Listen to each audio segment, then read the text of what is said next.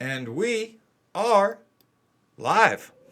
Welcome back, beautiful and amazing human beings. This is Luke Radowski and Jason Burmis of WeAreChange.org for our Sunday live news show where we go over all the important news that happened this week. So, all the people who are tuning out, piecing out, meditating, not trying to be all up in the chaos that is our news cycle and political circus could get a speed through live stream of all the important things that happened Monday all the way through Sunday. And today is October 28th, 2018, 7 p.m. Eastern, and we are live on Facebook. The episode of this podcast will be available on iTunes later, but of course, we will be mainly talking to you guys on YouTube with, of course, priorities to your super chats, which funds us as an independent news organization and keeps us totally free and not douchebags who are persistent to push an agenda onto you. So once again, appreciate you guys in your super chats. Now, Jason, how are you? I had Jason, you have no idea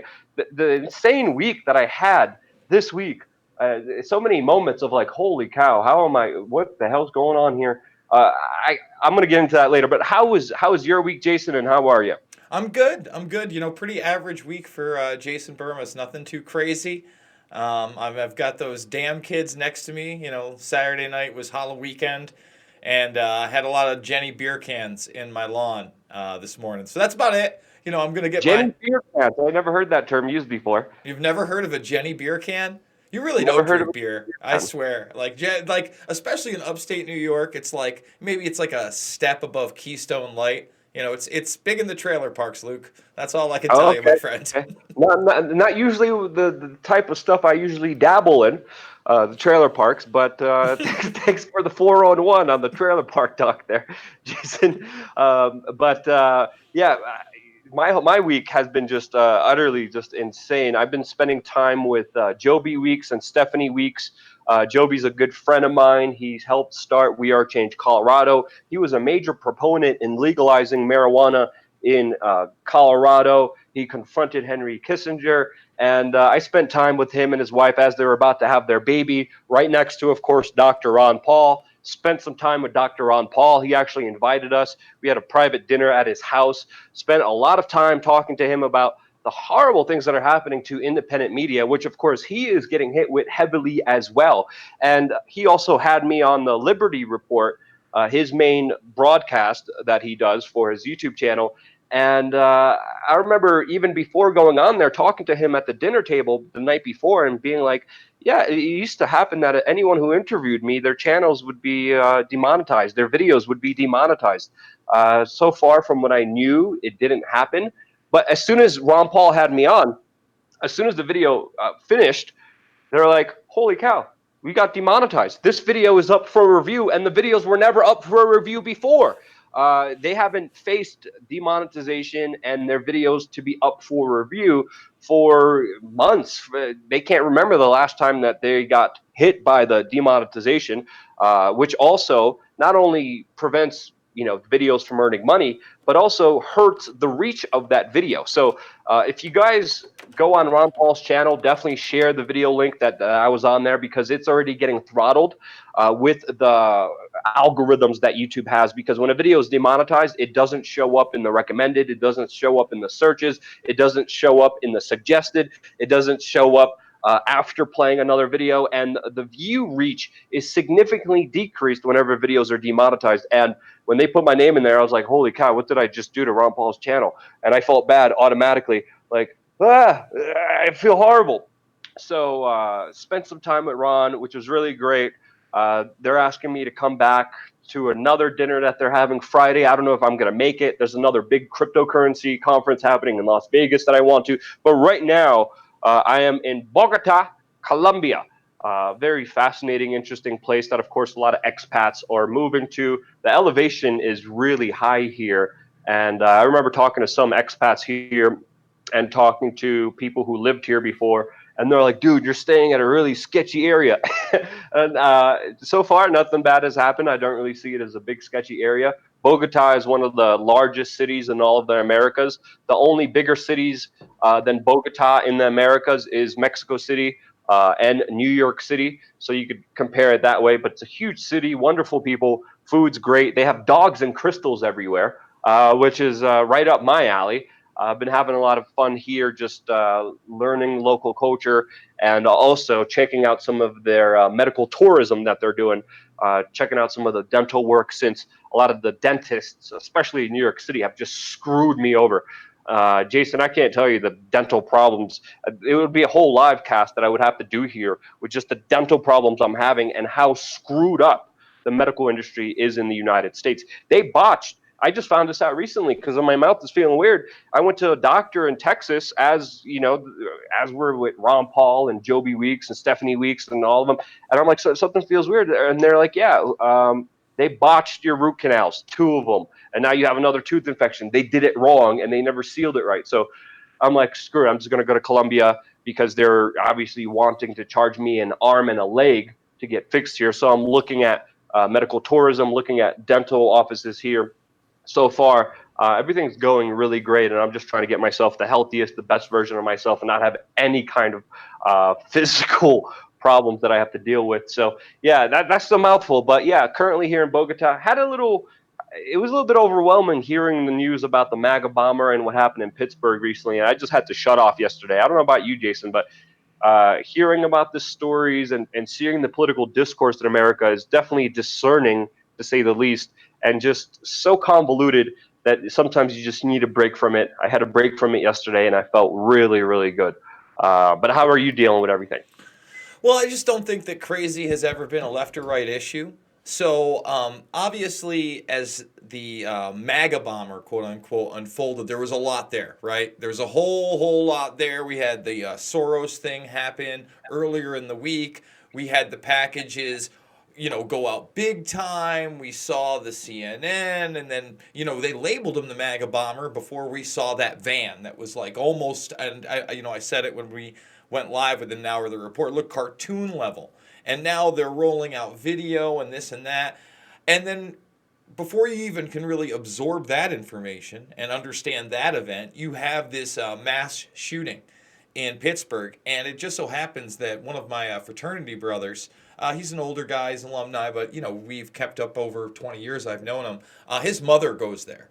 And she just happened to be late that day, Luke, by 20 minutes. So she missed the event. And apparently, it's actually three synagogues in one.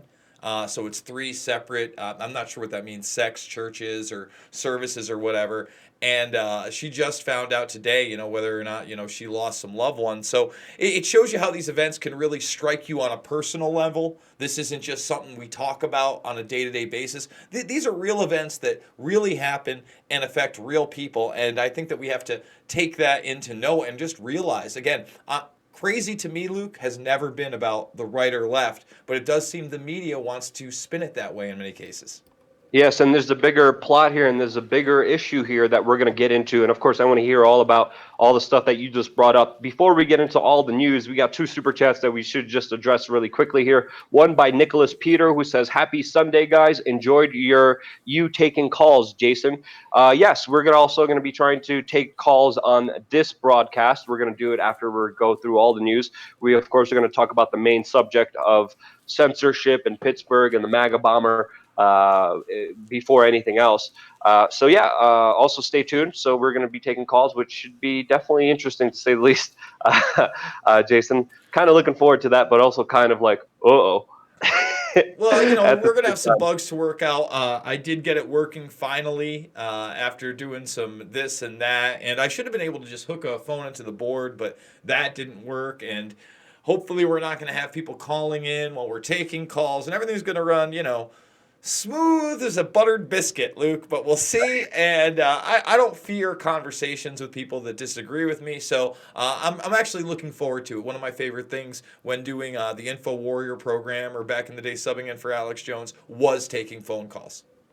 Yeah, I mean, we disagree on so many different topics, but we're able to have a joke about it and actually discuss it and actually try to understand each other, which I think is something that's definitely missing in our political discourse. We got another super chat by Avitas who says, "Happy Sunday, folks. Looks like Gab got punted." Yes, we're going to get into Gab shortly a little bit. Thank you there, Avitas. Another one by Nicholas Peter saying, "Wish I could stay up to call." Emoji Luke. We need an emoji Jason. You got to get on that, brother. We'll make it happen. We'll make it happen. Okay. Yeah, it'll All right. So happen. just moving forward in today's broadcast, there's not really an easy way to say this, but ultimately, it looks like the world has gone mad, and it's only going to get madder from here. And that is definitely a representation of what just happened in Pittsburgh with a horrible event where 11 people were killed inside of a synagogue by a madman who even tweeted, quote, "Screw your optics, I'm going in on Twitter," before committing this heinous act. This person, of course, we will not bring up this person's name or show you the image of who he is for a very specific reason, which we're going to get into later on. But it looks like from this horrible atrocity that happened, that the mainstream media is more concerned about Gab, a social media platform that is supposed to be an alternative to Twitter and supposed to be an access to the people who are being banned on Twitter for their political speech. And it looks like the mainstream media is solely concentrating on Gab, this platform that this insane person was on and was spewing his hateful rhetoric. And to me, what the media is doing here is taking advantage of this. But if you look at their coverage of this, with them showing the name of this lunatic, of showing his face, they're ultimately, I believe, encouraging political warfare. And right now, we're at a state where American politics is so dirty and skeevy. It is just filled with emotional, hyperbolic morons who are just screaming at the top of their lungs for retweets. And it's even difficult to sift through and rationalize what is happening and uh, have a greater context to the news because everyone is trying to get power from events like we have seen unfolded in Pittsburgh, but also with the MAGA bomber. And we have seen a crazy man who was sending out bombs that didn't work, bomb replicas, and he ultimately was successfully taught how to dominate the 24/7 mainstream news cycle for days. And this is something that needs to be brought up because, again, his face, his van, his activities was brought up by the mainstream media very heavily, concentrating on that very specific issue. And if you look at psychological studies, if you look at what therapists have to say on this specific issue, they talk and mention how the mainstream media's coverage inspires copycats. This is why even major sports leagues, whether it's the NBA, the NFL, tennis, whatever it is, when they're broadcasting sports, they have a specific policy that says if a crazy person runs on the field with a political sign, or not even a political sign, with any sign, or with anything painted on them to promote anything, disrupting the sports match, that they do not put that person on camera and broadcast them out to the larger public because it creates copycats. There's many psychological research papers out there that proves that a lot of the mainstream media coverage is creating copycats of these incidences. And this is one of the reasons why we are not bringing up this lunatic's name in Pittsburgh who committed this heinous act not so long ago. And because of that, the mainstream media here really needs to be held more accountable than anything else because this will lead down to a very devastating path. And it's not only that sinister thing that they're doing knowingly or even not knowingly, but also they're taking advantage of these situations, whether it's the MAGA bomber or the Pittsburgh lunatic, and they're calling for, of course, more censorship. We even saw on Fox News with Oliver Darcy of CNN going after them because Lou Dobbs criticized George Soros before. And now Fox News is even releasing official statements saying that they're taking down Lou Dobbs's videos about George Soros down because he was one of the people who has sent these replica bombs that didn't work and created this huge media controversy. So again, they're using a lot of emotional hyperbolic talk to promote their bigger agenda, which of course is censoring any kind of free speech. And this is only being exaggerated as we're seeing Gab, the social media network that this lunatic was on, lose their hosting provider and also be permanently banned from Stripe and PayPal. Meanwhile, this person was also on Twitter, he was on Facebook, and those social media outlets are not getting the same amount of critique as, of course, Gab is right now, because Gab, of course, is a target for them, which they want to take down. Now, Gab is a social media platform that allows free speech, and obviously people are taking full advantage of that, and they're saying a lot of crazy things, and that does need to be acknowledged. But we have to understand here, this is one crazy lunatic who is ruining something for millions of people because the mainstream media is becoming opportunistic corporatists who are going to be exploiting this event. Meanwhile, they do not give a damn about the people who are hurt, the people who are killed, the people who are maimed, the people who are injured. They are only interested in power, which is a bigger lesson that needs to be broadcasted out there, because these special interests, they don't give a damn about human life, and they selectively choose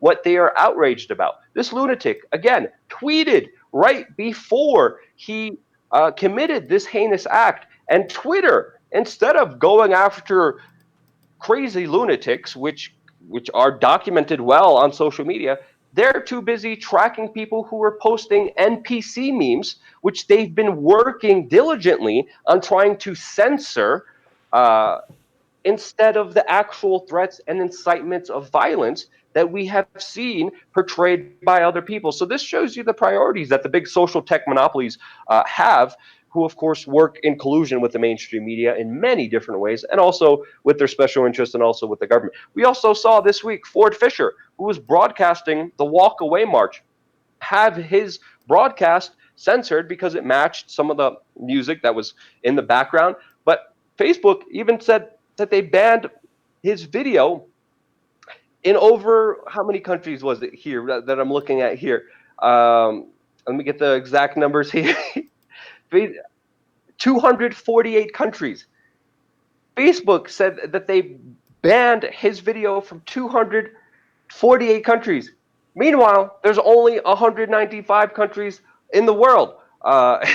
So again, just utterly ridiculous. And it's not just Ford Fisher, it's not just Gab, it's not just any, just just anybody getting censored. It's anyone going against the establishment, like we saw with Paul Craig Roberts. And I disagree with some of the things that Paul Craig Roberts says, but he was also just banned from Twitter.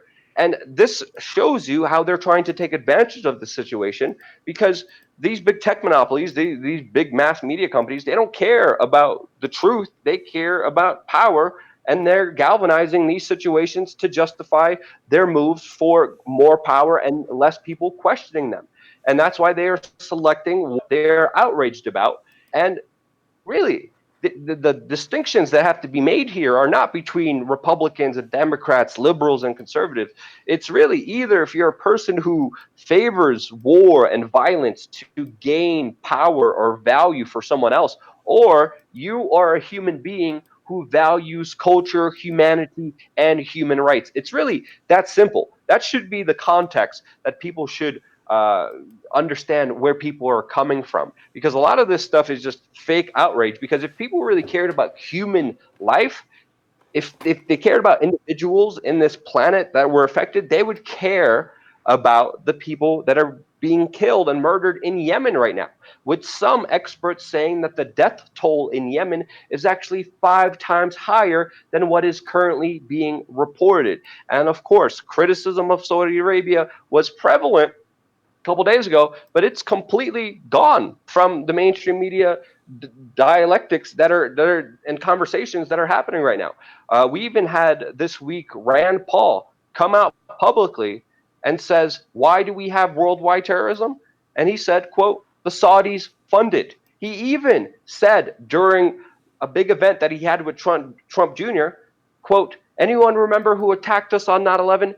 Being, of course, very critical of Saudi Arabia, because it is the Saudi US coalition that is committing these atrocities in Yemen and destroying human life. There's an interesting article also in the New York Times, and we have to be fair here, because sometimes the mainstream media does a good job, sometimes they don't. But in this instant, I saw really great work with a New York Times journalist who actually spent 2 weeks in the mountains of Yemen documenting the heartbreaking crisis that is happening in Yemen, with the famine, with the war, and the worst humanitarian crisis that the world is going through. And I actually really liked this article. And then the New York Times reported how people who were sharing this article on Twitter were having their posts removed by Facebook. Only because of a public outcry did Facebook stop banning a New York Times article talking about the mass human casualties that were happening in that country, which shows you who they're really in favor of. Even this week, Facebook shut down 652 Iranian backed accounts, which they said was, quote, linked to a global disinformation campaign. But this really just shows you their select outrage and the big tech monopolies pretty much interconnected with the military industrial complex, pushing for an agenda, trying to get more power for themselves. And it all kind of comes together with even one of a prominent promoter of women's rights in Saudi Arabia coming out recently saying that she is quitting social media because she doesn't even feel safe on these platforms, and she has every reason to. As we know, Saudi Arabia has put in billions of dollars into tech companies in the United States. And of course, those billions of dollars are not just going there for any reason. They're going there for, of course, influence and control. And that's why we're seeing anyone who goes against Saudi Arabia, whether it's Iran, whether it's even the Syrian state television that was on YouTube that was also censored a couple weeks ago, being totally obliterated. It even came out just a few days ago that Saudi Arabia had a spy inside of Twitter that was spying on people who were critical of the Saudi regime, sending over their private information right to the Saudi government, right from Twitter's back door. So this person that just came out has every reason and right to feel afraid to be on social media when she's calling for human rights. And this is a story that you think would be galvanized. You think people would be talking about it. But no. And there's even more news with the Khashoggi case, the journalist that was assassinated in the Saudi consulate in Turkey. And it even just came out that this journalist was about to disclose details of Saudi Arabia's use of chemical weapons in Yemen. This is according to a source to the London Express newspaper. And according to other sources, they are also reporting that British intelligence actually knew that the Saudis were going to assassinate him 3 weeks before he even entered the Saudi consulate in Istanbul. Major news that needs to be highlighted and people need to understand, because ultimately what we're seeing here is the selective outrage for, of course, more power and more censorship, and anyone going against the system is going to be cut down, just like we're seeing everyone being cut down who dare speaks about the power system and the power grid that is out there. And that's why we even saw a big neocon come out and say that the censorship of alternative media is just the beginning. And this, of course, was a statement made by Jamie Fly, who at a Berlin security conference made this statement, saying that he was also a part and taking credit for the coordinated purge of alternative media. So it's only going to get worse from here. And that's why, again, when I was on the Ron Paul show, that's why that last few weeks, that's why even a couple years ago, I've been telling you guys, go to wearechange.org, sign up on our email list, because this is the only way that we will be able to talk to you, to communicate with you, to actually have a dialogue and still exist as an independent news organization. Because Jason, I don't know about you, but I definitely have the feeling that soon we won't be around any longer. So again, guys, wearechange.org, sign up on our email list. It is more important than ever. I totally Jason, agree, Luke. And if people don't know, they can go over to the website. They can just click the button. It's right behind me if you're looking at it, guys. It doesn't cost anything to sign up for this or the newsletter we're putting out. And we're going to be doing a premium one, for extra added support. But yeah, the demonetization is real. The fact, I watched that interview you did with Ron Paul, and the fact that his stuff got demonetized right after, it's really not that shocking. We don't even put your last name in the description anymore. I don't put my last name in the description anymore in the keywords. I was able to finagle something just so our live streams actually get monetized live. But as they go on longer and longer, or just like I did the other day after like 3,000 views, nope, Nope, they're not monetized anymore. Confirmed by a manual review. Nobody's watching them. It's very tough out there, Luke. And we can only hope that BitChute and other platforms really start taking off. I'm actually going to be doing an interview with BitChute tomorrow afternoon, talking about that platform and the need for more platforms like it. To start challenging the YouTubes, the Facebooks, the Twitters of the world, because they're all about the censorship right now. It's right in our face. And it's only being exaggerated and promoted and pushed uh, with these events, and people need to call it out for what it is and have rational thought, because all we're seeing is pretty much people from the left, people from the right, just screaming as much as they can, trying to evoke, of course, emotion instead of rational thought. And when we're looking at what's happening here, it's really a trajectory to getting rid of all dissenting voices. And yes, tragedies need to be stopped, they need to be addressed, they need to be dealt with, but the way that the establishment is dealing with them is ultimately going to be extremely detrimental to everyone. And if they really did care about human, atrocities and people losing their lives, they would care about what is actually happening with just the gross numbers. If you look at the comparison of how many people are being affected in Yemen, you would think that would be the prime issue with the supposed mainstream media that cares. They don't really care. It's only just really about power. That's how I see it. Do you disagree? And do you have anything else to add about the Pittsburgh event or the MAGA bomber, Jason? Well, I think there's a lot to talk about with the MAGA bomber. Obviously, I've covered it here and on the backup channel this week. It's extremely suspicious to me that we lead off with this George Soros event, where we don't see what the explosive looks like. From what the FBI is saying, it was actually walked up, put in the mailbox. And for those that don't know, Soros does live in not really upstate New York, but about an hour and a half, 2 hours outside of the city in Westchester County. Now, the majority of these bombs are in New York. We have some in Florida, we have some in California, but the vast majority are in New York. And the ones that we've seen still don't have postmarks on them. Now, I know that people have explained that and said, well, not all post offices are postmarking things. I find that hard to believe. It's 50 cents a stamp. They're hurting for money. I know that when I get things with stamps, they are usually postmarked. Now, some of these quote-unquote conspiracy theories surrounding the quote-unquote MAGA bomber have been debunked. I want to talk about one of those. For instance, there's these side-by-side photographs of the van, and they're saying, well, the stickers on the back don't match. Now, the top stickers actually do match, and then the bottom are a little bit different. But actually, the director of the Cocaine Cowboys movie series, Luke, I'm a big fan of that, right? He posted some pictures that he actually took himself with the metadata from December of this year, December 2017, when the stickers were in fact different.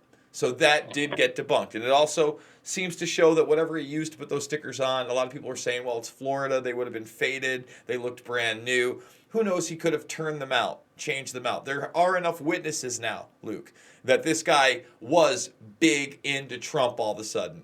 He was a stripper. He has a long criminal background. I believe his mother called the police on him in some of these instances.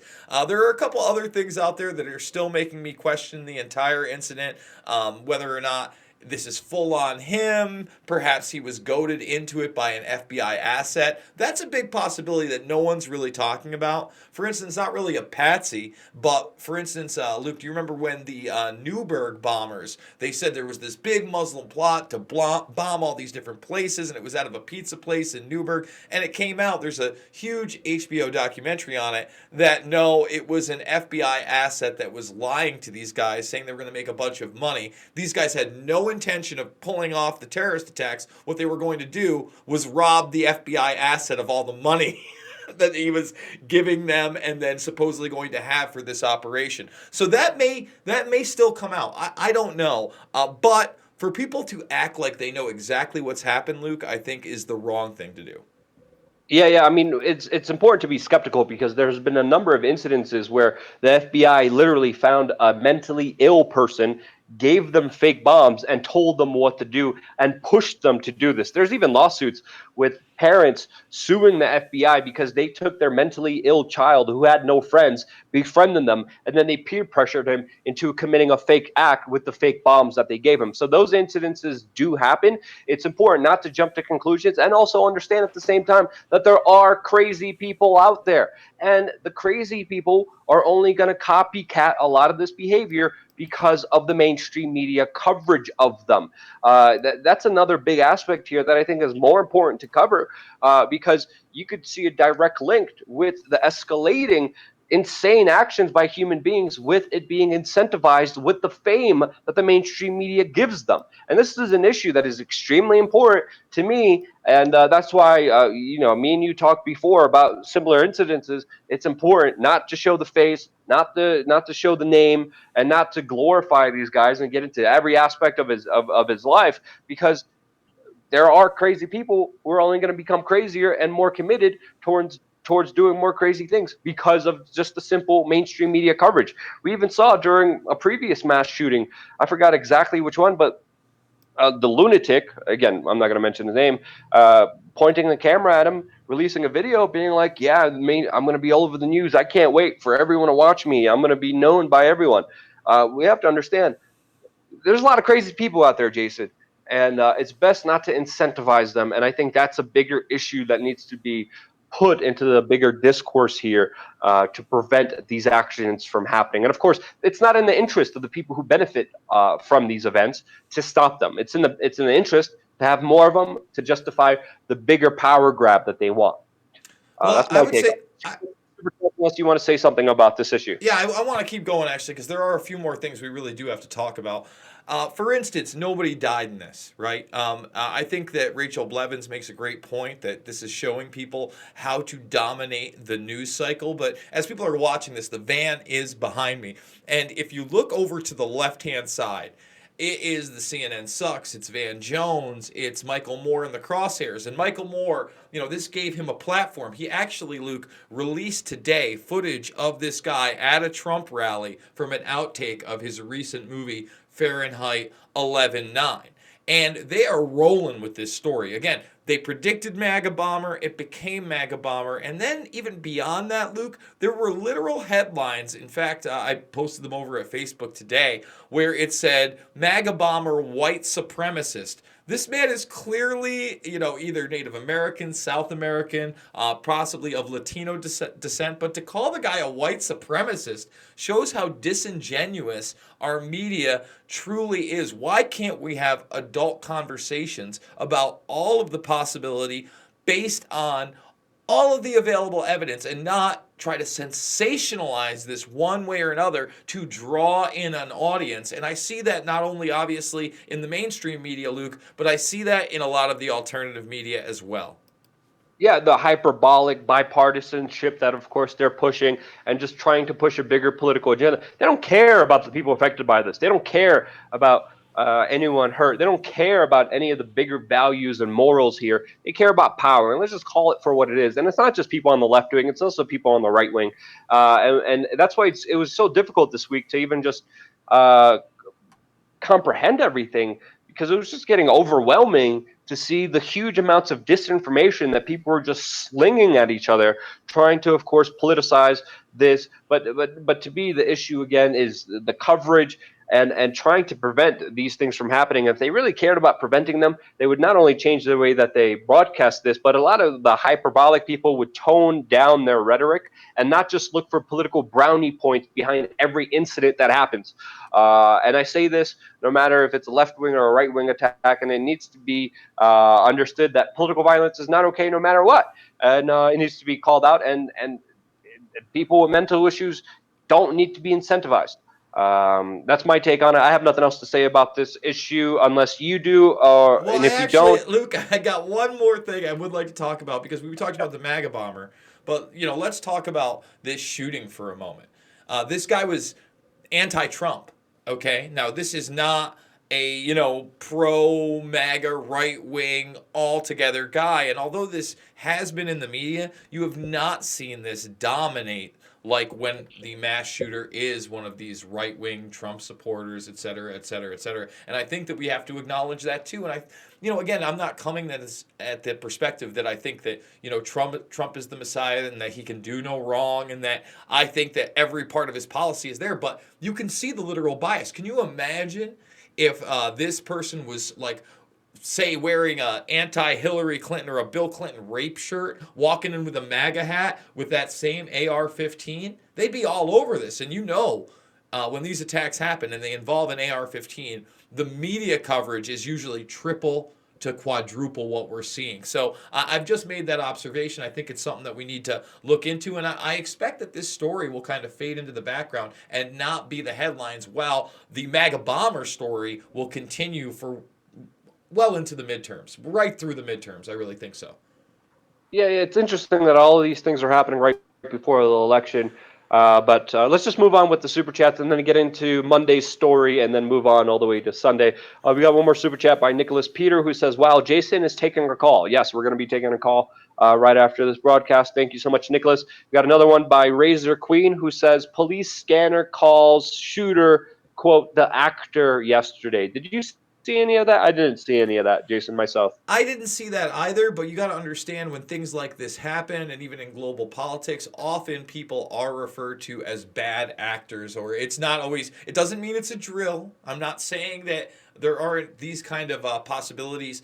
But again, let's not break our jump to conclusion, Matt, out on that one. It's very possible that the police scanner was indeed just using that term as a general term they often use, Luke.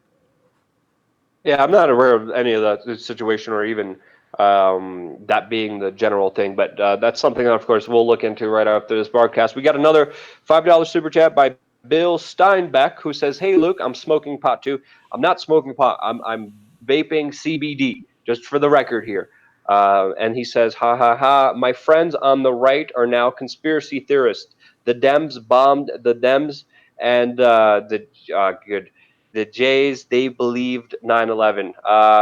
That's a pretty convoluted super chat that I don't know how to address at all. There's another super chat that's redacted here.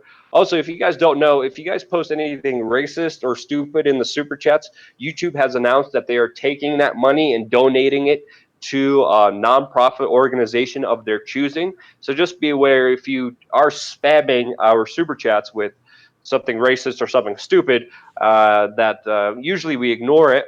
But also they're being retracted and also they're being donated to another group and it doesn't go anywhere. Do you want to go off with the next super chats? Yeah. Let me read a couple of these right here from Ignatz71. Kick George P. Bush to the curb. Vote Matt Pena for land commissioner to keep the Alamo sacred and not turn into a theme park.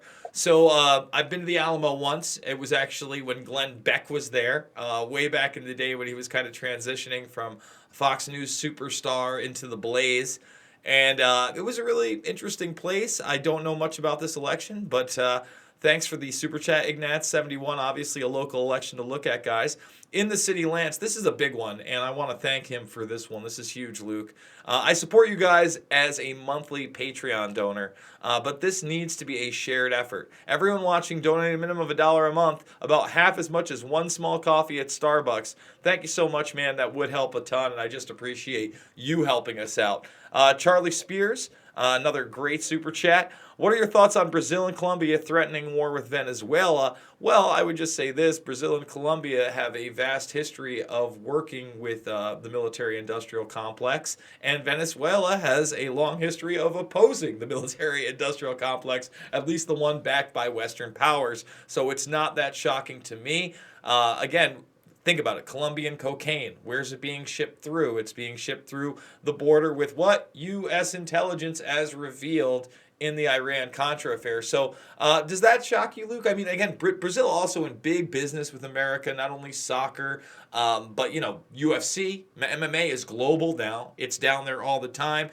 Brazil is really integrated with America on another level.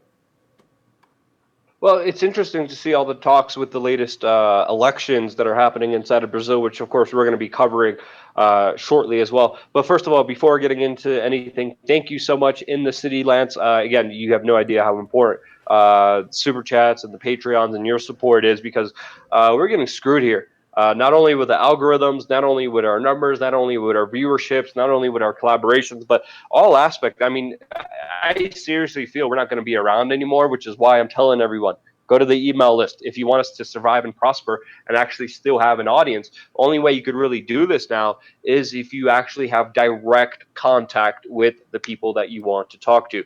Facebook, Twitter, YouTube, they control the subscribers. They don't control who we have access to. They limit our access on purpose, and really, it's been financially difficult for us to sustain ourselves here at We Are Change. This is why a lot of people who are our friends, who were in the as us, have gone out of business because it's just too difficult to survive with all the hurdles that we are facing, with more of them being placed in front of us, with the opportunistic mainstream media taking advantage of incidences for their bigger power push that we're seeing. Again, once you start talking against the bigger power structure that exists, the bigger interests, the bigger things happening in our life, in our society, of how people are getting screwed over, and you start unraveling it, you start uh, sharing knowledge and empowering people with information to not be screwed over for the benefit of the few.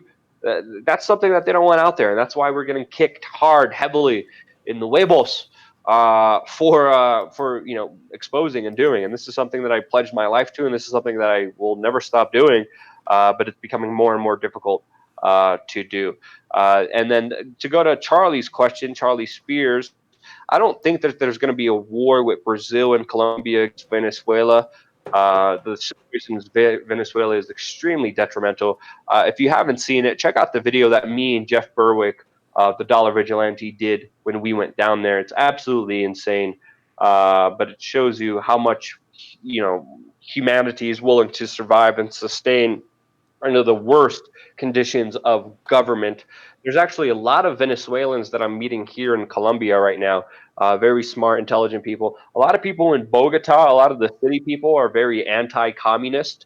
They are more leaning towards right-wing politics here inside the main city center.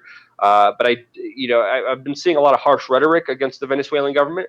But I don't see a war breaking out anytime soon in this particular region, especially with Venezuela. We got another one by Jesse Schmidt. Thank you so much again, Jesse. Really appreciate all your super chat.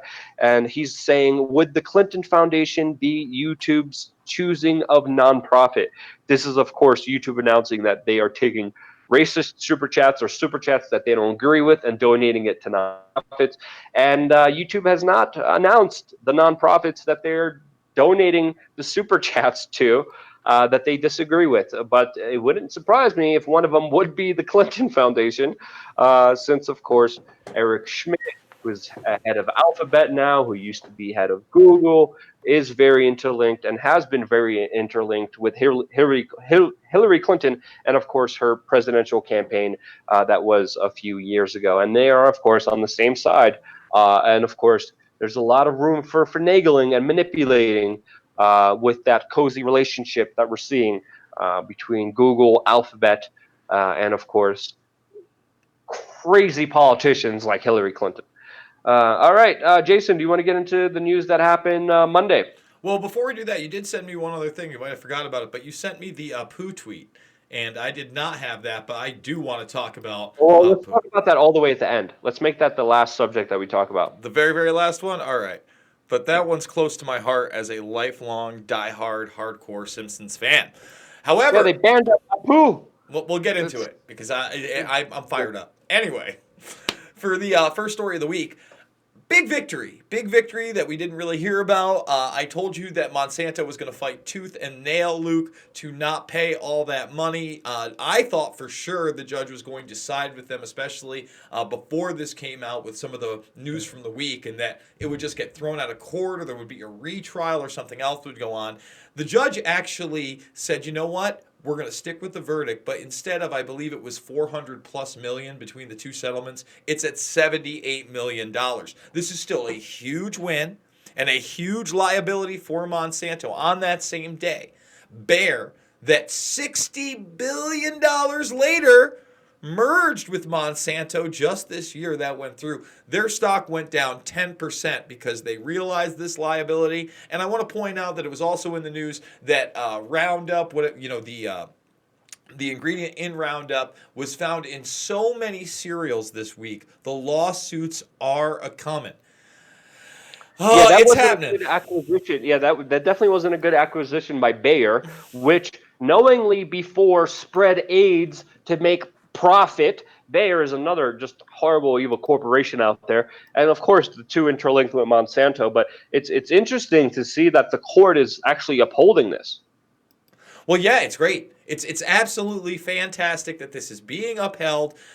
It actually gives Dwayne Lee Johnson a chance to live, in my opinion. If we can expedite this payment and this man can go get that experimental treatment that he discussed in some of the after verdict interviews, well, that would be a fantastic story. It's already a huge story for humanity, but boy, it would be just like the feel good story of the year if this man actually survived because of this settlement and it wasn't just a symbolic win and something. It's not symbolic for him because obviously it's going to help take care of his family, whether he survives or not. But boy, if he was able to overcome the greed of Monsanto, the hubris of that disgusting corporation, and survive, it would be the ball kick to the establishment of 2018, my friend. It would be a great victory, and it's something definitely to cover very closely. It would be interesting to get in contact with this guy and try to have him on the show or interview him and try to maybe even document his case of trying to get rid of cancer. But a lot of people always wonder why are the cancer rates going up so dramatically? And again, this leaves a lot of questions out there, and this is not going to be the first lawsuit that happens against Monsanto. You could definitely bet your bottom dollar on that a lot of people are going to be going after them now after this clear precedent has been set. And this is why their stocks are going down because a lot of other people are going to sue now as well. Yeah, no, and they were already suing, but this just shows again, once again, Luke, it's on. It's on. Yeah. People are coming in and good, man. Let's make these corporations accountable. And quite frankly, all that money in the world, dude, it's not enough. People need to be held criminally accountable. This is something that I discussed with the artist and the gallery owner behind that large spoon opioid art piece that was a protest saying, hey, these people have to start going to jail. That's when this behavior is going to end. That's when they're going to stop drugging the population. That's when they're going to stop feeding us food that is unfit and using things like Roundup that cause cancer, my friend. Yeah. Yeah. All right. Should we move on to Tuesdays or do the super chats? Let's move on to Tuesdays and we can get to the super chats in a minute. How about that? We'll break it up by Okay. Wednesday. We'll do Tuesday and Wednesday and then take super chats. Yep. Yep. All right. Go ahead. So I remember this. I don't know how many people out there do remember this, but this is when True TV and this was like the explosion of cable where they were airing full trials, and one of them was the Ray Caruth trial. For people that forget who Ray Caruth was, he was an all-star football player. And this man had his girlfriend killed because she refused to have an abortion, Luke. All right? What? Oh, Yeah. you don't know about this story. Well, let me I let don't me know clue about a this few at all. people in. This man had his girlfriend shot down in a drive-by and the baby survived. That child's 18 today. Now, there is another woman that was impregnated with Ray Caruth's child that wasn't so lucky. But Ray Caruth was a millionaire athlete. And he never got brought up on the charges of the other woman who died. He made threats to a third woman on the record that she would abort his kid or he would have her killed, and she did so. Ray Caruth walked out of prison this week to cheers. People clapped for this man, and that makes me sick. It shows you that there are separate rules in society for those that have wealth, for those that have power, and for those that have fame. And this is a unbelievably disturbing and disgusting reflection on our society that a murderer walked out to cheers because, again, this woman refused to abort his child. It makes me sick to my stomach, my man. I'm still trying to grasp all the details here, but this story sounds absolutely just utterly insane. And you would think like people would be outraged by this, and there would be huge controversy around this. But no, people were more outraged about NPC memes. But this is a story that I didn't even hear about. I had no clue about this. But absolutely insane, Jason. Yeah, man. And again, I remember watching this trial. True TV had not kind of morphed into the tabloid television VH1 style show. They were showing, people were fascinated with actual jury trials. And actually, I was fascinated with them. And I remember watching this thing and saying to myself, my God, he better not walk. And I'm not sure, but I think he only did the 18 years because he did not get convicted of all of the charges. It was pretty crazy, and the bottom line is, all right, he walks out. It's a failure of the judicial system. He walks out to a cheering public. It's a failure of society, Luke.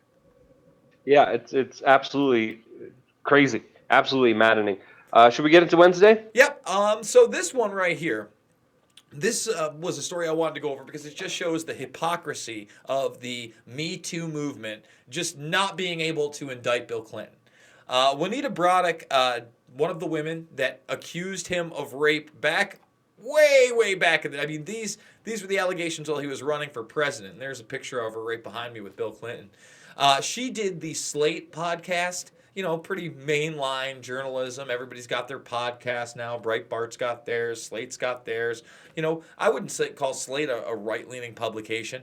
And she basically said, the interview that I did, I believe it was with NBC at the time, I was just too damn credible. And they refused to run it. And it just shows that there was media manipulation then, Luke. The establishment decided what we were allowed to see and hear. And there's media manipulation going on today, Luke. You would think if you would replace Bill Clinton to Donald Trump, what the reaction would be in the mainstream media. You would think if the political parties were reversed here, what would be the reaction? Obviously, we just saw with the Kavanaugh hearings how the mainstream media ran with all these allegations as a political weapon. But this one, they're being quiet about it. And again, all these incidences, even the one against Bill Clinton, that one happened in 1978. It's always important to be skeptical, but always important to hear both sides of the story.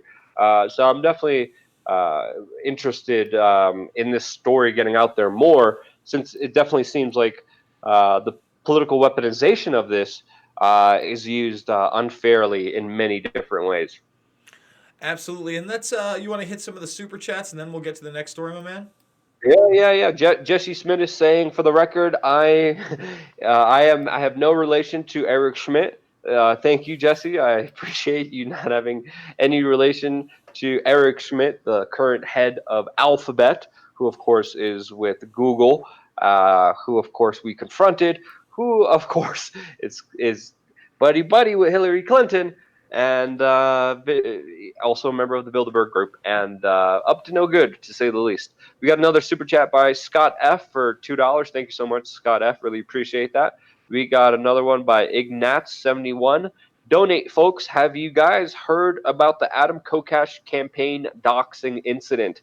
And would you threaten hacks to protect your own income stream? I haven't heard about the Adam Kokesh campaign doxing incident. Me and Adam, he does his thing. We haven't really been in touch. We really don't do any work together. We did a couple years ago, but I don't know what happened. I'm gonna kind of take a look at it, since I kind of heard a little scuttlebutt about it, but nothing really concrete. I'd love to see what's going on there. And then with the question about threatening hacks, I don't really know how to comprehend that. But when it comes to our income stream, you could pretty much see we don't care about the income stream. It's not our priority. Our priority is to speak the truth, because if we did care about our income stream and prioritize that, we would be saying a quarter of the things that we're saying on this broadcast. We would be doing a quarter of what we're doing on this broadcast if we cared or prioritized the income stream over anything else. And that's, obviously we're struggling to survive, but our message, our job, our reporting is more important than just money. That's how I take it.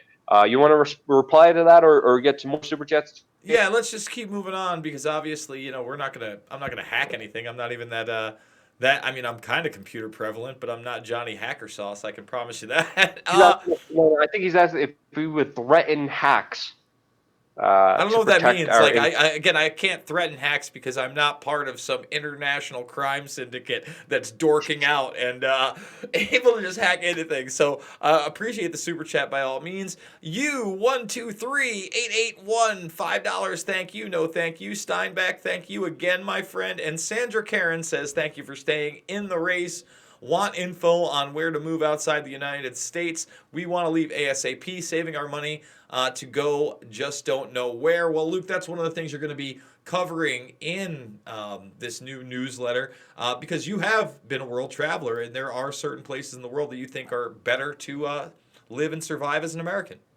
Yeah, yeah. There's many. I've been to many expat hotspots all around the world, and this is one of the reasons why I am in Colombia now. Colombia has been a hotbed of expats and a lot of people moving here for a better life, for a life that it's not just taxed and regulated and policed all the time.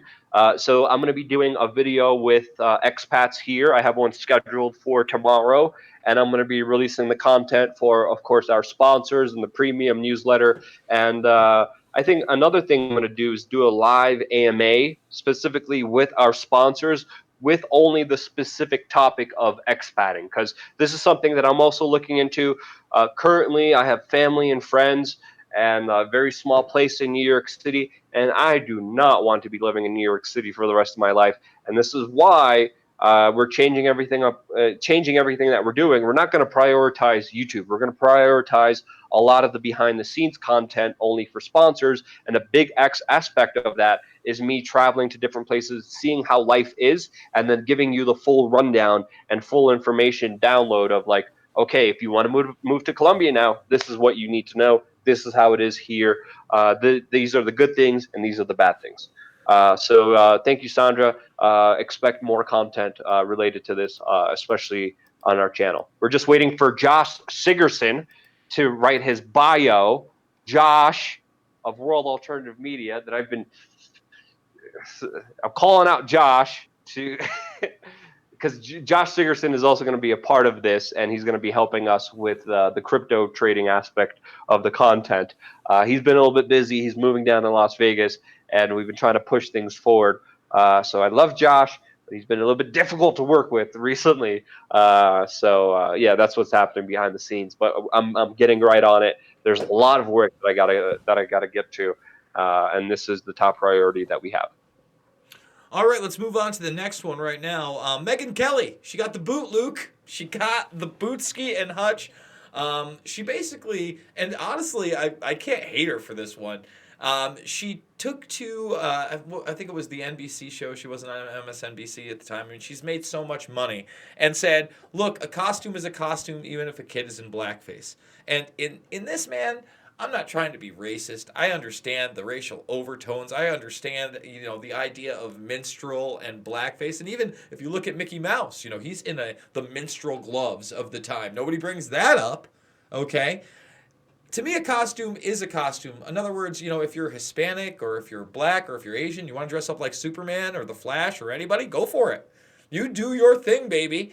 And as long as you're not doing it to be racial, I'll be honest. I remember it's got to be a decade and a half, 2 decades ago. A buddy of mine, white guy, he was a bartender, did one of the most awesome Mr. T's I've ever seen in my life. He got the baldy cap, he did the whole body, he had the mohawk. He wasn't doing it to be racist. He was doing it to say "pity the fool" 100 times in one night and look good doing it. I don't know. Maybe you have a difference of opinion. Surely I'm not sympathetic to Mega Kelly as she is an opportunist and she looks to be walking away with $70 million in this deal. She's fighting with it for her lawyers. But that's my take on this one, Luke. Yourself? I disavow everything that Jason Burmis said. Totally disavow. But again, I remember hearing about this news, and Ron Paul actually brought this up, and he's like, "Yeah, they just fired Megyn Kelly for making this dumb comment." And again, the comment needs to be clarified because she said whether it's a black person wearing whiteface or a white person wearing blackface, she said that she didn't see any outrage, uh, any cause for concern around this. Of course, people were outraged by that statement. But for me, this is really kind of a irrelevant story, and the mainstream media kind of eating itself because she is an opportunist. She is leaving with $70 million. And me and Ron were like, she was probably just sick of just failing, being a part of the mainstream media, and just wanted to weigh out and said something really stupid to get that out there. But as far as the bigger debate, I think it's just more nonsense, more divide and conquer crap, more sensationalism, hyperbolic, emotional reactions that again don't serve any purpose. Doesn't really do anything. Uh, that's it. That's all I have to say about that. All right, my man. I like how you disavowed every reasonable point that I made, but we will continue. I and like this analogy, yeah, Jason. yeah, no, those were your words. I'm quoting Luke Rudowski. He has So good. disavowed So everything I've good. said. All right, this next story right here. Don Jr. goes after Jim Acosta, and I've kind of got to take his side on this one, Luke. Basically, what went down is Don Jr. started questioning what was going on with these package bombs as soon as they labeled this person the MAGA bomber.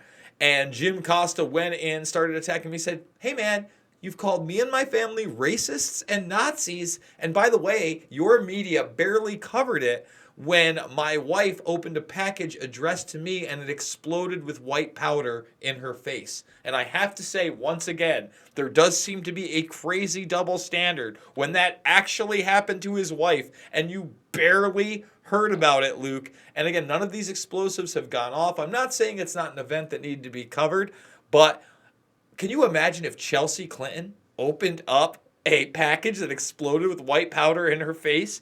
Dominate the news cycle for days. Days at a Yeah, minimum. yeah, you're 100%.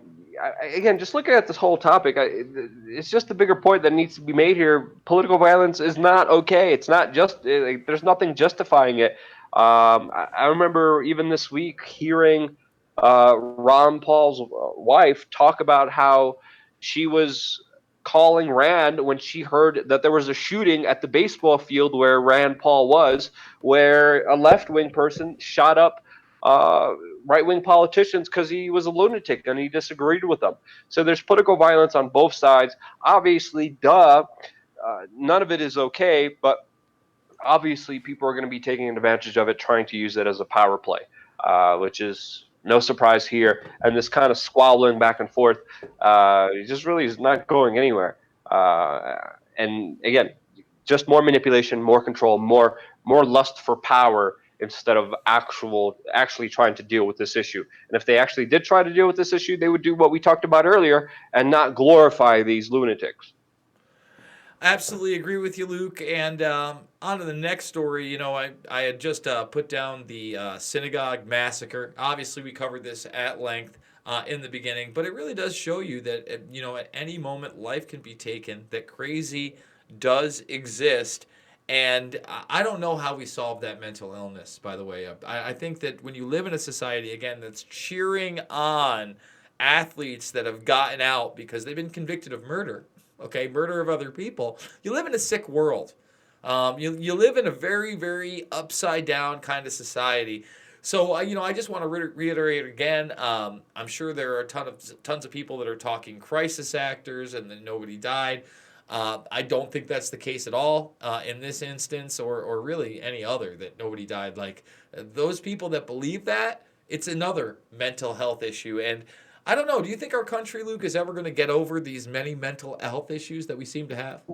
Not the way that the mainstream media is acting. It's only going to get worse from here. If you look at the direct correlation, you could see a direct link between what's on television, what society, what media pushes onto people, and how people react.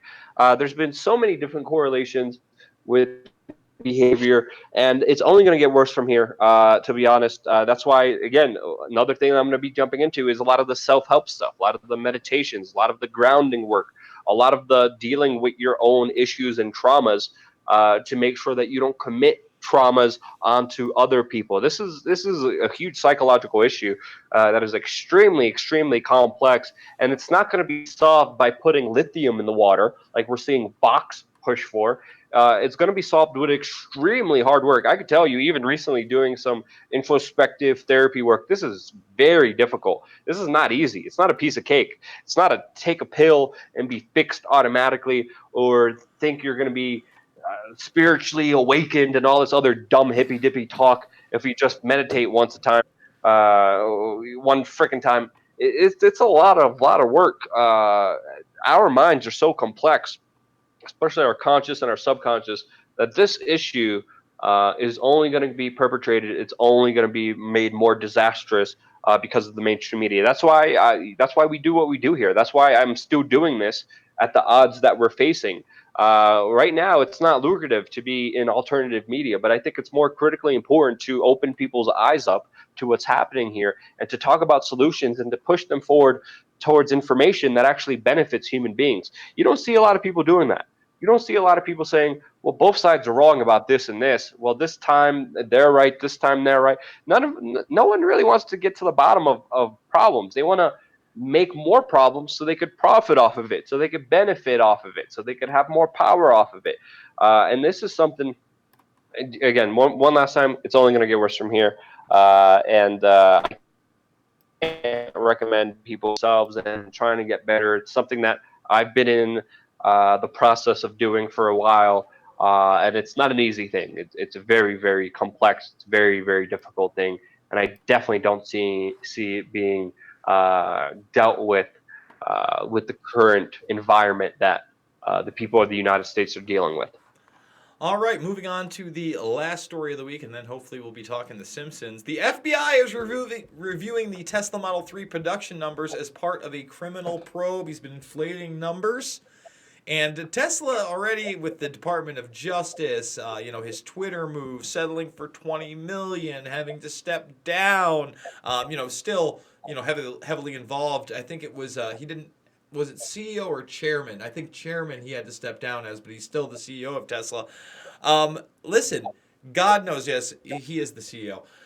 God knows where it's going from here, but there have been critics saying, look, Tesla isn't all he's cracked up to be. He's obviously a very intelligent guy. People have to realize he made his big money early on with a guy named Peter Thiel as the co-founder of PayPal. So when I keep my eye on him, I don't think that he's just necessarily anti-establishment. I'm very skeptical about his, space program, SpaceX. There's a lot going on with Tesla, and he is one of those figures, Luke, that is basically in the zeitgeist. He is in the public arena globally. Everybody knows basically everything he's doing technologically. There are people like myself that are heavily awaiting Neuralink and, see if he backs up his promise that he's going to connect human minds to actual computers. So this one's interesting to me. It's something that we need to follow. And I don't know, what's your take on Tesla? Do you think he's this anti-establishment hero that's kind of been propped up in the media, or think there's something else going on?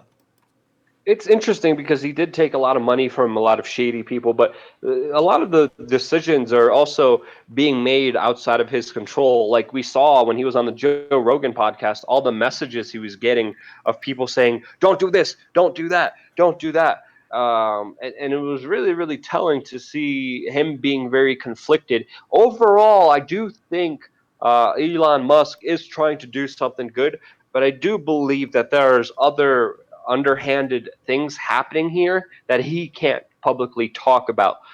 So overall, I view him more favorably, but also with the magnitude of what he's able to accomplish, it should always be looked at in a skeptical way. But that's just my personal take on it.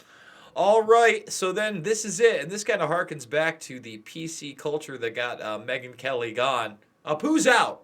Apparently, they're going to write Apu out. They kind of shunned this last year. And here's my big. Let's read the tweet first of all. I think it's a pretty insightful tweet you sent me, Luke. Giving into the crazy mob week. Apu, like every other Simpsons character, was a stereotype, but he was also positively portrayed. Hardworking, family man, embrace American ideals while observing his own culture. He is the model immigrant, unlike groundskeeper Willie. And boy, Yeah, is that Ground correct. Willie was a drunk Irish guy who kept messing everything Scottish. up. Apu, Scottish. yeah, I Amish, believe. No, I believe he's Scottish. Irish or Amish? I don't know. Maybe Scottish. I think he was Scottish. Scottish. Yes.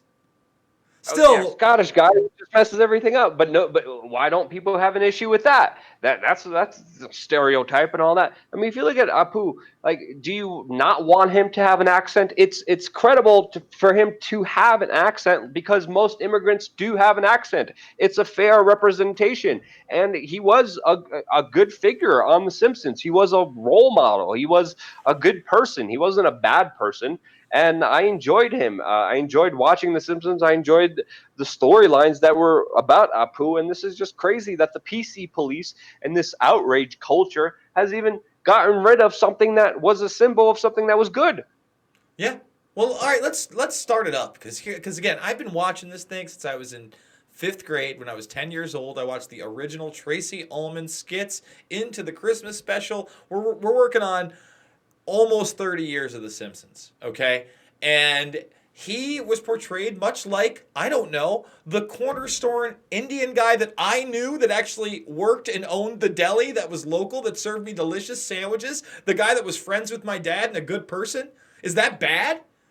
You know, they have an Italian guy there who's pretty stereotypical, Luke, who has a pizza place. And if you didn't know, Herschel Krostowski is a Jewish clown in show business.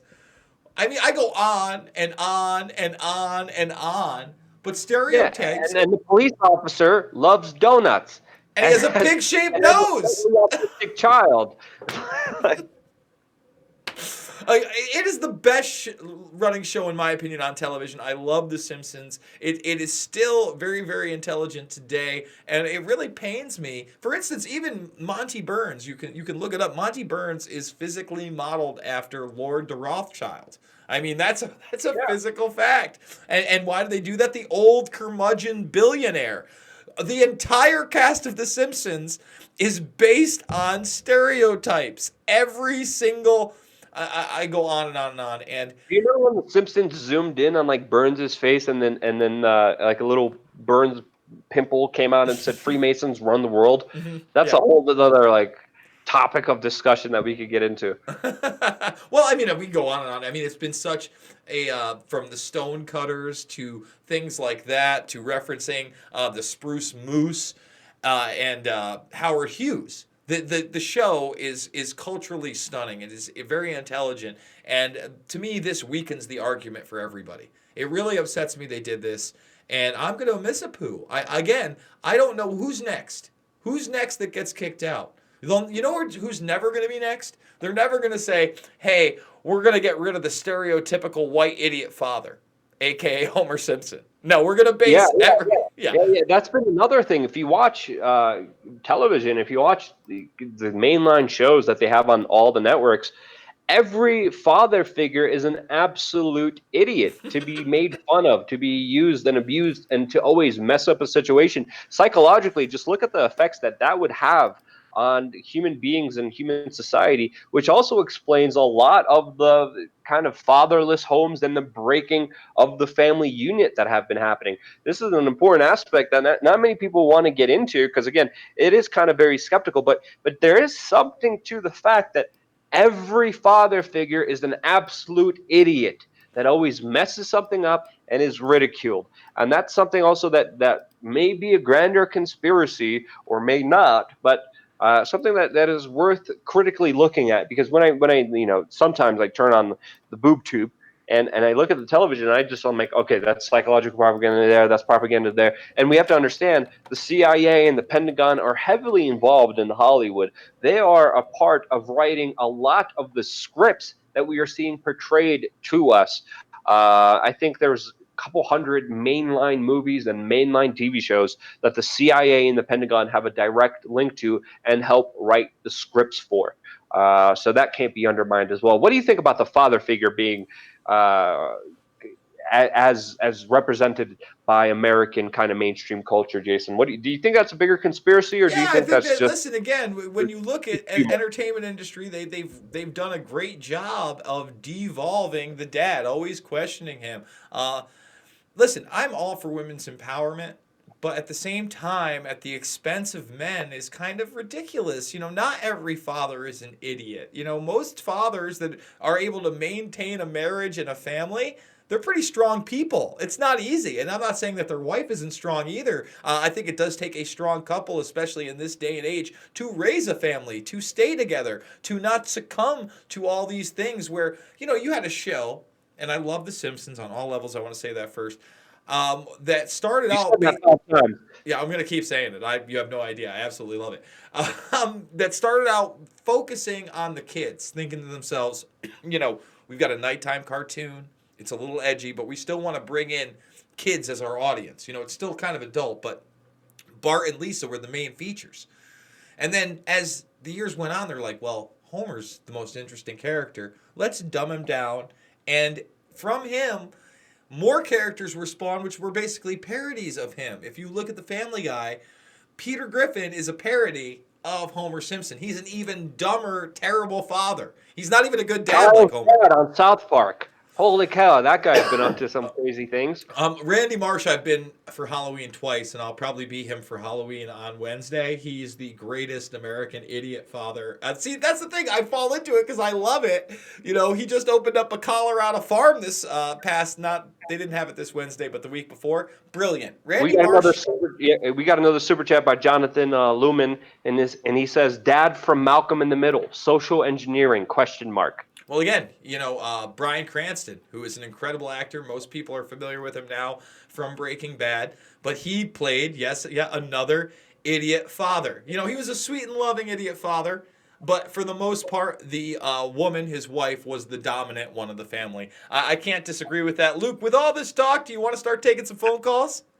Yeah. Let's do that. People in the comment section are saying Al Bundy. I actually watched Married with Children when I was with Joby and Stephanie Weeks, and I'm like, holy cow! If this show was mainstream now, everyone would freak out. But Al Bundy, just incredible character. Also, kind of portrayed as like a lazy idiot. But that show is definitely not PC friendly and would freak people out if they would accidentally watch it now. But yeah, let's take some phone calls. Let's see. We just texted the number in the chat room. The number to call if you want to talk to me and Jason. It of course is, where is it? 607-542-9184. Guys, if you are listening to this program and we have somebody on the line, I would appreciate it if you stop calling in. I'm not quite sure if we're going to be able to disable the call waiting, but we're still going to try to take your calls at 607. It may work, it may not. But also, we got another super chat by Jesse Schmidt who says, "Home Improvement, Married with Children, another example." Yeah, there's a lot of examples of just dumb father figures. And if you really look at the structure of the family, the father figure is extremely important in keeping the family together. And psychologically, when you have a lot of that information being blasted out there, I could kind of see the disharmonious relationships that are being spewed based on what people are seeing on the television. You have to understand, one of the most detrimental things that you could do to your mental health is watch television or keep the television on when it's in your room, when you're working, when you're walking around, whether it's in your office or in your house. Do not leave the TV on. Your subconscious mind picks up information at a much quicker rate than your conscious mind, and all that information is going to be. All right, we got our first caller. Here we go. Hold on, breath. Let's hope this goes well. All right, you are on live with WeAreChange. What's your name and what do you want to talk about? Hey, my name is Martin Hughes, and so I watch your guys' live shows. I can't believe I finally got through on the line. What is your guys' actual priority in the information you spread? I have a really hard time figuring out like where your priorities are at, like with what you want people to see and why you're doing it. My priority, for instance, I'm very concerned about the way society is going technologically, on top of the fact that, I got into this mainly because I looked at 9/11, and I know that this is pretty much this is how me and Luke actually met. And I couldn't believe that I had been lied to. This is a burgeoning internet. This is pre-Facebook. This is even pre-MySpace. People have to understand there was kind of like this whole world out there where TV exploded. There was like, I don't know, 50, 60 networks, and all of them were playing this thing, and I believed in my country, and I wanted to believe that we were fighting evil, and all of a sudden I realized it was Just not true. So from there, transition. I mean, if you let me just continue, and then I'll take your thing. From there, you find out that a lot of these people that portray themselves, for instance, as Christian conservatives, are into some evil, batshit crazy stuff. And I want to fight that. I don't like evil people. I would like to have a world where we truly are independent. In other words, people pay for their crimes, and we don't have that. We have corruption on so many levels. So I guess my goal is to try to expose that corruption. Luke, you want to take that? That's a great question. Thank you. I was like, whew, okay, we got a good question. I really appreciate it very much because it gives you an insight into how we actually do this type of stuff. To me, I mean, I saw so many people hurt, whether beat, whether killed, whether lied to, especially with the 9/11 first responders. Seeing people that you're close to cough up their lungs and having the government lie to you, lie to them, deny them their medical benefits that they're entitled to, shocked me. And it's really something to say that there's so many things wrong in the world, but the first step to dealing with it is to understand it. And this is my priority. I look at the bigger kind of ramifications of how many people are being killed, how many people are being starved, how many people are being tortured. What's the bigger threat here? I always try to assess things of, okay, this is the biggest danger that we should know about so we could try to avoid it or try to not be a victim of it. And to me, a lot of people are victims because of disinformation, because of lies and propaganda. And I want to empower people because I've been empowered myself with basic information and basic knowledge that is being kept away from the general public. And if I could help people and make my life meaningful and actually provide a service, that's the best gift. That's the ultimate thing that I could ever do in my existence. And you guys are a big part of it. So that's how I discern information is pretty much the threat information solution level to make the world a better place. That's how I believe I'm discerning everything that I'm seeing. Matthew, you got anything else, That's man? good. Follow-up question. How bad is 5G actually going to be? All right, so I'm going to end the call on that one, and with my answer, I'm not quite sure. I think that honestly, the dangers physically, I know a lot of people are talking about the cancer dangers and all that stuff. That's a definite possibility. But to me, the bigger danger, Luke, is the fact that this is going to start integrating artificial intelligence into, for instance, the driving of self cars, the Internet of Everything, the track trace database society that we already live under, onto another level. Those are my big concerns. I'm not saying there aren't health risks, Luke, but I definitely think that the bigger threat of AI or of 5G is the integration of AI and a furthering along of this track trace database society. What are your thoughts? I couldn't hear the question because the audio cut out a little bit. What was the question exactly? He was asking how bad 5G is really going to be. Well, we're going to see the effects of it roll out because it's rolling out all throughout the United States. There's a reason a lot of cities are banning them. To me, as Jason said, the artificial intelligence aspect of it is the more terrifying aspect of it because it's pretty much virtually the way I see it is kind of like a Terminator future, like we saw in the movies with Arnold Schwarzenegger. That's ultimately the kind of technological advancements that we're seeing. It's going to be interesting, but impossible to foretell how bad of an effect it will be. Because again, a lot of these things could take 5 years, even 10 years to affect you physically. There's, still, debates on whether cell phones give you cancer or not, whether you should keep your cell phone near your junk, near your nutsack. So it's all going to come out, and it's very impossible to say the exact ramifications of it. But it's something that we're going to keep a close eye on. That was a good call. That went over a lot better than I thought. And again, the number is 607-542-9184. We are going to continue to take your calls, at least another couple ones. And, I like this aspect of the show. Obviously, I want to hear your opinions on what you think about this quote-unquote MAGA bomber, whether or not you believe like we do that there really is more to this than just the left right partisanship that's being played up into the media. Because to me, there is relevancy. I think it is bad that we're censoring Lou Dobbs because he has a guest on, Luke, that's talking negatively about George Soros. And whether or not, for instance, everything he said about George Soros being behind all this policy is true is besides the point. Remember, MSNBC, Luke, they sit there and spew war propaganda almost 24/7, 365, pro war with Syria, all this stuff. It's real stuff. All right, we got a call coming in. You are on the air with We Are Change. What's your name and what would you like to talk about? Oh, did I lose somebody? What's going on? Do we not have someone on? Oh, there it is. Well, There. it kept ringing. What's that? It kept ringing. No, I know. Well, I went to one person, and then I tried to cut the other person off because I got two at once. But apparently, they both broke out. So again, 607-542-9184 if you want to join the program. And this is what's tough about not having a third person and another full device to be able to just take those calls, turn them up, turn them on. But still, we're getting by. We're doing all right on this one, guys. We got a phone call in. Yeah, it's pretty much just me and Jason. We wish we had someone behind the scenes. We wish we had someone to help us out here. But we're doing a lot of heavy lifting here. Jason's working really hard. I'm working really hard. There's a lot of responsibilities. There's a lot of little things that we have to do.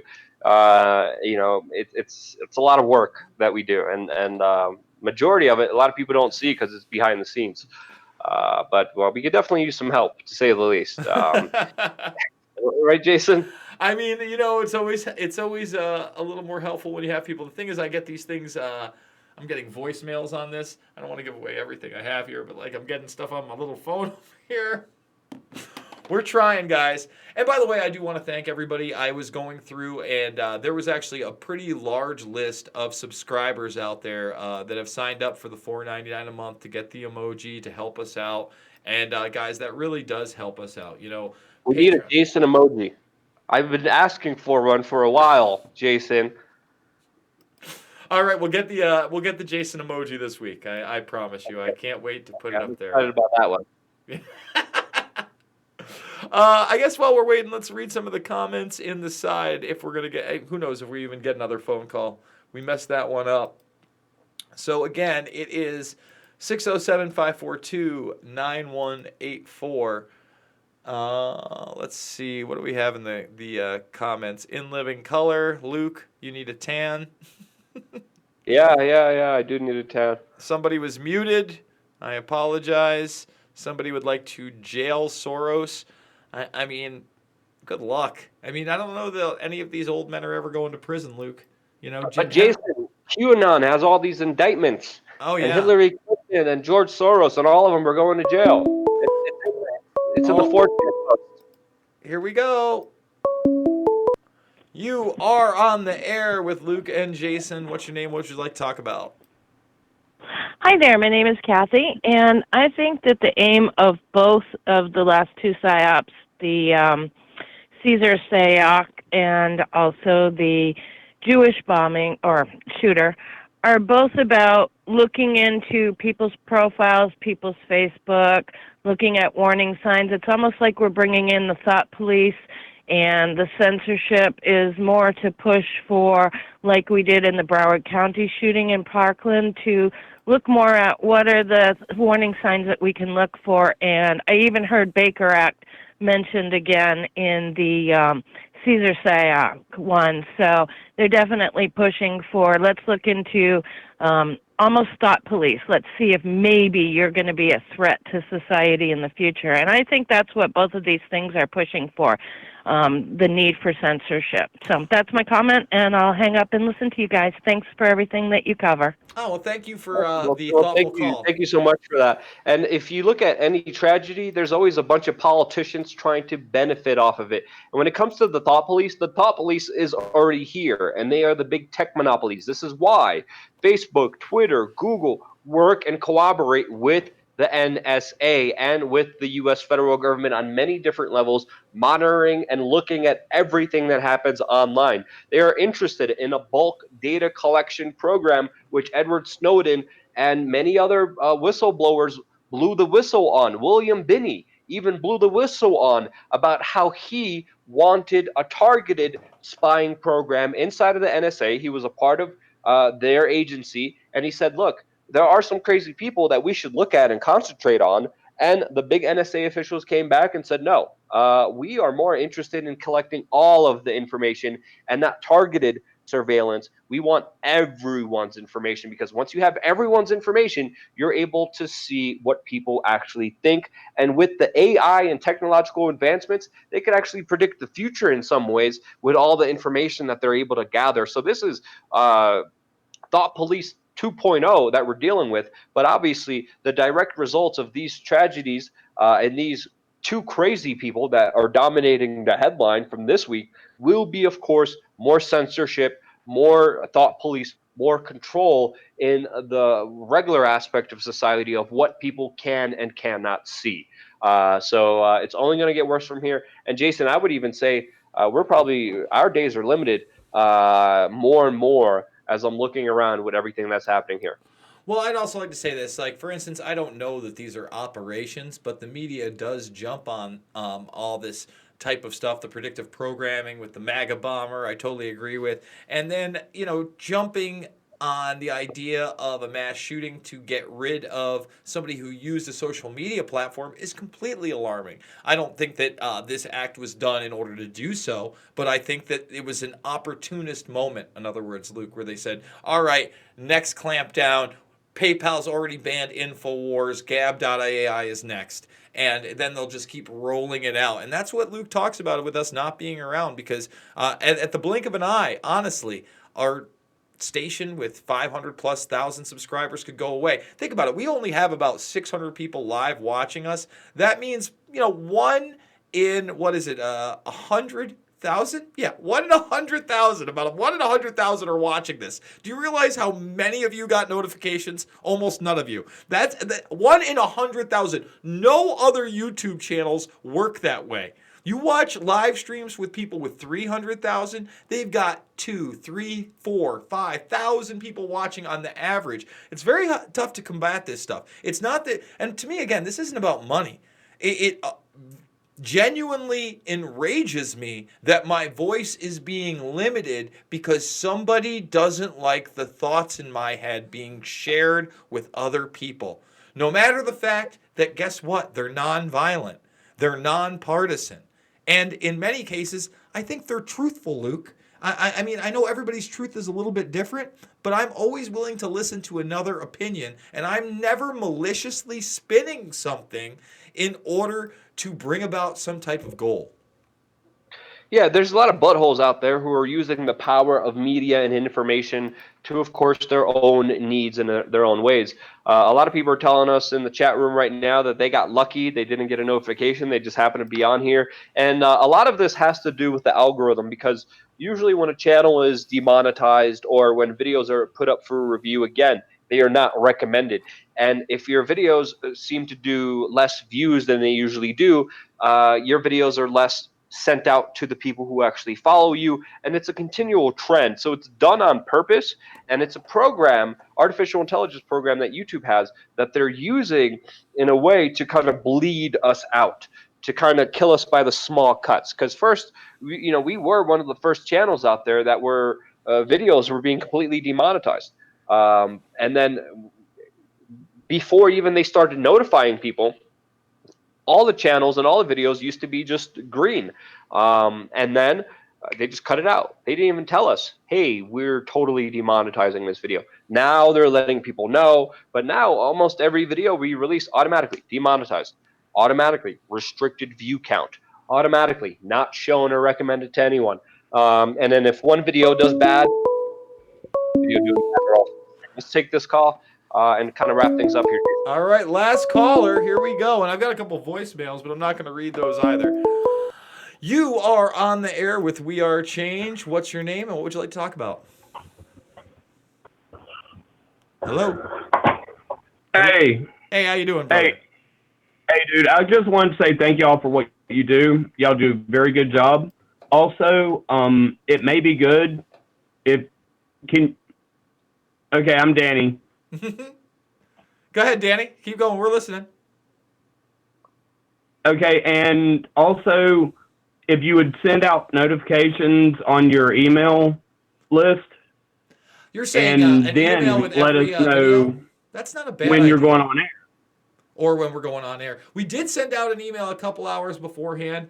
Perhaps a Yes. daily email right before broadcast would not be a bad idea. What do you think, Luke? Well, we don't want to spam people, but before this broadcast, we sent out an email to all the people who are signed up on the email list saying, "Hey guys, we're going to be live soon in a little bit. Come join the conversation."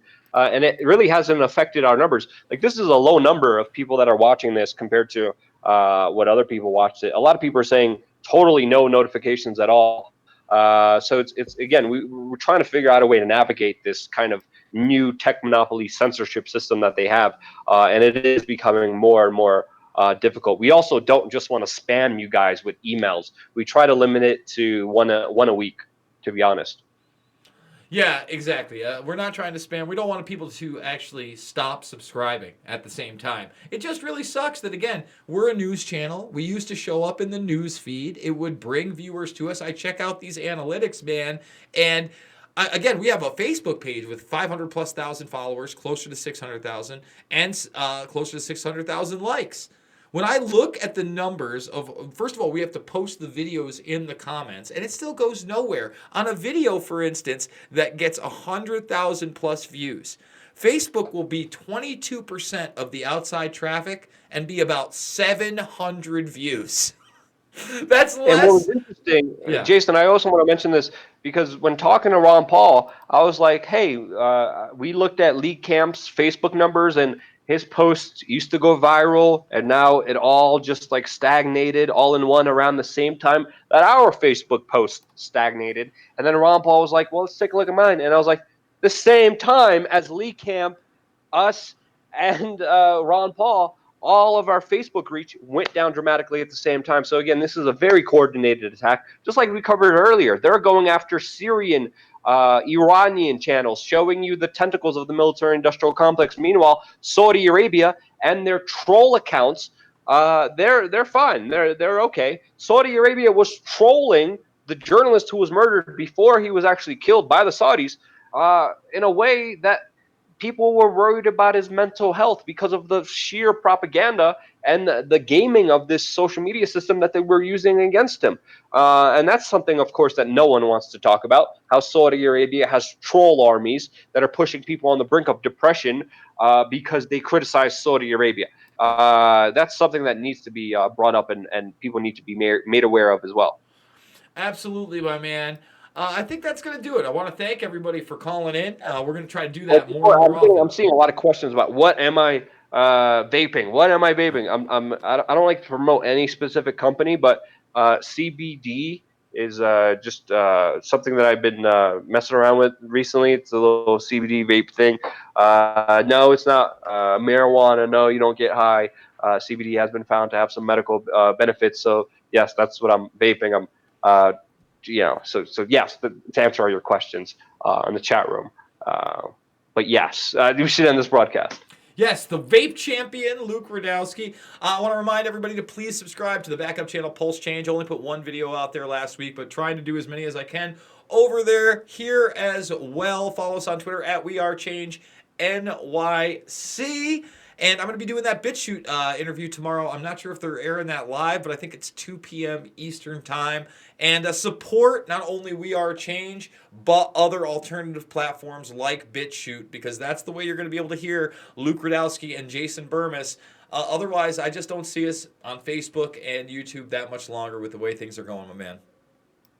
Oh yeah. I mean, I'm happy we're still here. Again, 7 p.m. Eastern every single Sunday. Tune back in. Again, the ultimate goal here is to get rid of everything that I'm dependent on. I'm seeing all the comments with the CBD stuff. So ultimately, I don't want to be dependent on anything. But this is a lot better than a lot of the other crap and cigarettes that I used to be a part of before. And it's a slow progress. doing my best to be the best version of myself. We all got a lot of work we got to do on ourselves, and a big part of that is with just information. A lot of that is with controlling your emotions. A lot of that is with just rational thought and thinking, and actually taking time to process information and not just being indulged with the sensory overload that all of us are facing. Give your mind some rest. Give your mind some peace. Take some time out. Sit down in a park. Relax, have some peace in your life. And ultimately, I love you guys. Thank you again so much for watching. Thank you, Jason, for joining me. Tune in next week. More phone calls. I love it. Thank you for all your calls. Thank you for all your super chats. You guys are amazing. And once again, stay tuned for more here on youtube.com/we are change.